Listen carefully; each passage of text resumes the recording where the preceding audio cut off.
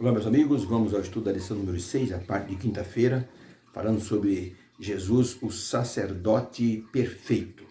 E hoje vamos considerar Jesus, o sacerdote sem pecado. Muito interessante você pensar num sacerdote sem pecado.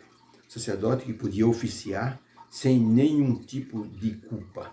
Um sacerdote que poderia fazer o melhor por aquele que, pecador, se aproximasse para receber a intercessão. Agora, que tipo de gratidão tinha um pecador que era assim, perdoado por Deus por causa do trabalho do sacerdote? Com certeza tinha uma gratidão muito grande. Numa estação ferroviária, numa plataforma de trem, havia um soldado que estava voltando da guerra, ia conhecer seu primeiro filho que nascera enquanto ele estava na guerra, e ele estava na plataforma com sua mochila, quando de repente ele olhou e viu que uma menina dos seus 3, 4 anos estava brincando no meio dos trilhos. A mãe ficou desatenta e a menina então desceu a plataforma e estava brincando no meio dos trilhos. Quando o rapaz olhou, ele percebeu que o trem vinha se aproximando da estação da plataforma. Ele correu depressa, pulou no meio dos trilhos, pegou a menina, levantou rapidamente na plataforma, mas tentou subir, não conseguiu. O trem o apanhou e houve então ali um violento guincho, uma guinchada, um barulho estridente, porque o trem tentou brecar, e eis que o corpo do moço ficou à beira dos trilhos ali, pessoas correram para socorrer o moço, estava muito ferido. O que fez aquela mãe?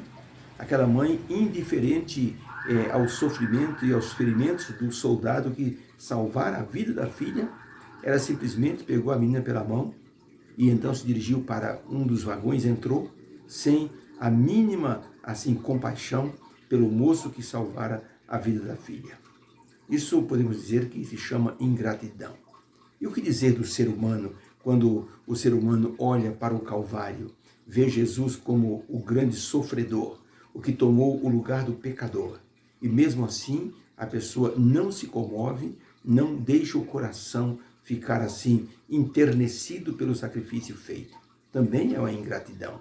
E o que dizer de um ser humano que sabe que Jesus é o intercessor diante de Deus, sabe que a sua condição é miserável diante do Rei do Universo e sabe que tem um representante e mesmo assim leva a vida sem se preocupar com nada que está ao seu redor? Um homem entrou num restaurante, comeu e bebeu e foi saindo. O gerente disse: opa, o senhor vai pagar a conta? Ele disse: eu tenho que pagar a conta? O gerente disse: espera aí, nós temos aqui ou um espertalhão ou um homem muito bobo. O senhor entra aqui, come do melhor e acha que não tem que pagar? O que o senhor pensa que é aqui?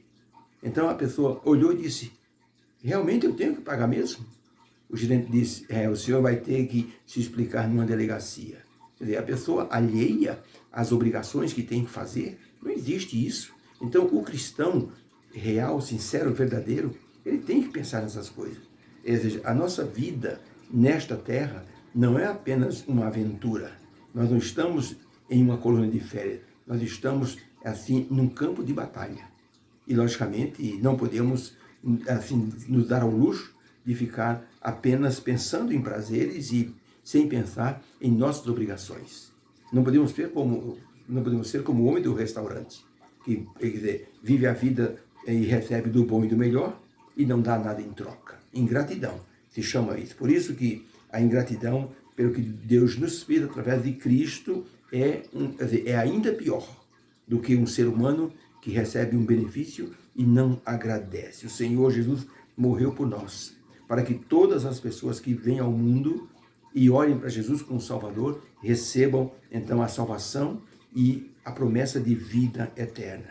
Deixar de expressar a nossa gratidão a Deus pelo que Cristo fez por nós significa um pecado assim imperdoável. Ou seja, é imperdoável no sentido de dizer assim, é impossível uma pessoa receber tanto benefício e não assim expressar o mínimo de gratidão.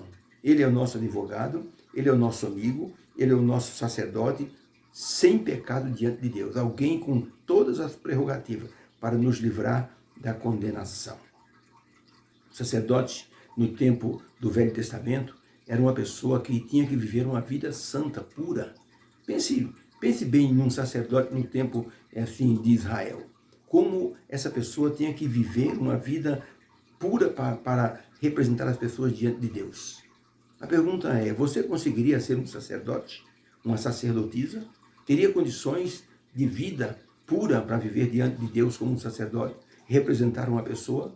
O sacerdote entrava no lugar santo todos os dias, e ali tinha a presença de Deus, o Shekinah, uma nuvem, assim, envolvia o santuário. Muitas vezes o sacerdote entrava para fazer intercessão e Deus estava ali. Então ele tinha que ter uma vida santa. Se ele não tivesse, ele morria fulminado diante da presença do Senhor. Então a pergunta é, teríamos nós condições de sermos sacerdotes para interceder pelas pessoas?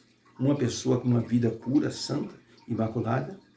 Não teria? Puxa, nós temos que ir até 1 Pedro 2, verso 9, onde o apóstolo Pedro diz assim, mas vós sois uma geração eleita, uma nação santa, um sacerdócio real, para que vocês possam falar das grandezas de Deus, daquele que vos tirou das trevas para a sua maravilhosa luz. Viu como nós temos um sacerdócio também para interceder pelas pessoas? Nação santa, sacerdócio real. Agora pense no Senhor Jesus Cristo. Nós somos miseráveis pecadores. Nós carecemos, assim, da bondade divina. Carecemos da graça divina, nos perdoando todos os dias, todos os momentos. Por isso, Ellen White escreveu assim, agora, enquanto nosso grande sumo sacerdote está a fazer expiação por nós, devemos procurar tornar-nos perfeitos em Cristo. Nem mesmo por um pensamento poderíamos ser levados a ceder ao poder da tentação. Difícil, né? Nem mesmo por um pensamento nós poderíamos ser levados à tentação. Isso está em Eventos Finais, na página 267. Essa declaração de Ellen White. Porque nós temos que pensar o quanto Cristo fez por nós e o quanto nós devemos a Ele. Por isso, um pregador disse assim, nós só podemos pagar a Deus com uma moeda, nosso amor por Ele. É a única moeda e devemos fazê-lo de forma bem generosa. Pergunta número 6 da lição. Quando vemos Jesus como sacerdote, quais os cinco pontos que diferenciavam Jesus dos sacerdotes humanos? A resposta está no livro de Hebreus 7, verso 25, e diz o seguinte, porque nos convinha termos tal sumo sacerdote, santo, inocente, imaculado, separado dos pecadores e feito mais sublime do que os céus. Então, nesse verso, tem a resposta para a pergunta, se Jesus foi tornado sacerdote, quais os 5 aspectos ou características que tornaram Jesus diferente dos sacerdotes comuns dessa terra? A resposta é, Jesus tinha 5 pontos marcantes em sua vida. Ele era santo, ele era inocente, ele era imaculado, ele era sem pecado e ele foi exaltado diante de Deus. Esses são 5 pontos que diferenciavam Jesus dos sacerdotes comuns. Jesus viveu uma vida de santidade e comunhão com o Pai Celestial. O pecado não conseguiu corromper Jesus Cristo. Seus momentos de oração e comunhão tornaram-no fortalecido espiritualmente para enfrentar o pecado. Porque o relacionamento dele com o Pai tornou-o imune ao pecado. O diabo até tentou levar Jesus ao pecado. Durante 3 tentações ele tentou, Jesus refutou com a palavra, está escrito. Durante o ministério de Jesus, o diabo tentou muitas vezes, mas Jesus manteve-se completamente santo diante das tentações, porque ele se apegava com Deus. Ele não lutou com suas próprias forças, mas foi com as forças divinas. Jesus era santo e o mal não conseguiu atingi-lo, mesmo com todas as investidas que fez. Hoje nós carecemos de Deus, por quê? Porque o mal investe contra nós e nós caímos. Nós temos muitas necessidades pessoais, emocionais, uma carência de afetividade. Então, nós podemos cair no pecado facilmente. Temos carências profissionais, carências, assim, financeiras. Então, isso nos leva, assim, a ficarmos frágeis diante das tentações. Então, carecemos do poder de Deus em nossa vida. Jesus Cristo, ele, assim, teve uma vida ao lado do Pai. Deus aprovou a vida de Jesus, aprovou o seu sacrifício e assim tornou-o assim exaltado, porque colocou à direita do seu trono. E mais do que isso, tornou sacerdote para ministrar em nosso favor. Sabe por quê? Porque Jesus nos conhece muito bem. Ele sabe de nossas lutas mais íntimas, ele sabe de nossas necessidades, ele sabe do poder que necessitamos para nos tornar vitoriosos nesta vida. Jesus sabe tudo que vai em nosso coração. Ele conhece assim o nosso íntimo. Ele conhece nossas lágrimas. Ele sabe que nós choramos ontem ou vivemos hoje com tristeza. Hoje me ligou um irmão chorando em necessidade. Orei por ele e ele pediu, por favor, irmão. E eu disse para ele assim, irmão, Jesus conhece melhor a sua necessidade do que eu. Jesus conhece o teu íntimo. E ele então foi confortado com as palavras que disse para ele.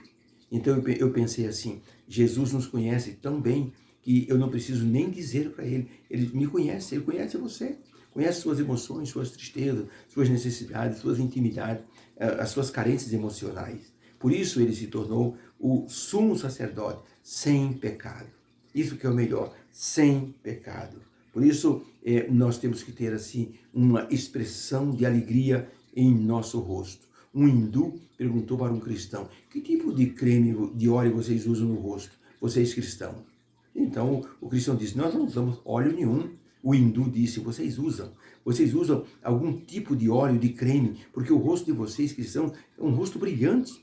Toda vez que eu olho para um cristão, eu vejo uma expressão brilhante no rosto. Então vocês devem ter algum óleo secreto, algum creme que vocês passam no rosto para dar esse brilho especial. O cristão percebeu o teor da pergunta e disse, eu já sei o que é, meu amigo. É que nós contemplamos a Cristo como nosso intercessor no céu, nosso advogado, nosso defensor. Isso nos dá uma segurança íntima muito grande. Então nós mostramos isso através da nossa face radiante de confiança em nosso grande advogado e sacerdote, o Senhor Jesus Cristo. O hindu disse, em minha religião eu não encontro isso. Eu quero conhecer mais desse Jesus que me representa diante de Deus, porque eu preciso ter esse brilho que vocês cristãos têm no olhar, na face de vocês. Quando nós olhamos para Jesus pela fé, nós contemplamos Jesus como o nosso defensor, um defensor sem pecado, alguém com todas as prerrogativas e credenciais para nos defender. Aí nós ficamos completamente tranquilos com respeito àquilo que Deus vai falar sobre a nossa vida. Ele vai nos justificar. Então você será justificado diante de Deus por causa do Senhor Jesus Cristo. Ellen White, no livro Meditações Matinais, em 1992, página 220, ela escreveu o seguinte, Jesus é nosso advogado. Jesus é nosso sumo sacerdote, é nosso intercessor, nossa posição é semelhante à dos israelitas no dia da expiação. Enquanto o sacerdote estava intercedendo com Deus pelo povo, todo o coração devia curvar-se em contrição, implorando o perdão da transgressão. Então, nossa posição hoje é essa. O Senhor Jesus está intercedendo por nós. Nosso coração tem que ter contrição com Ele, uma conexão com o céu, uma conexão com o que está acontecendo diante de Deus. E dessa forma, nós nos sentiremos abençoados e perdoados por Deus e justificados. Louvado seja Deus. Obrigado, Senhor Jesus, por essa intercessão. Que cada um dos seus filhos sinta o poder dessa intercessão que o Senhor faz, porque o Senhor é um advogado com credenciais sem pecado. O Senhor nos representa muito bem. Deus abençoe você, abençoe seu coração. Eu quero orar por você. Deus querido, obrigado, porque Jesus, nosso advogado, nosso sacerdote sem pecado, nos dá confiança de termos alegria do perdão, alegria da justificação. Obrigado por essa graça. Nós não merecemos, mas a tua graça nos envolve e nos dá a certeza de uma vida vitoriosa na sua presença. Abençoe meus irmãos, aqueles que têm dificuldade, que sintam o poder de Jesus na vida, em nome dele que pedimos. Amém. Fica com Deus, um beijo no seu coração e que o Senhor te abençoe nessa quinta-feira. Obrigado pela atenção.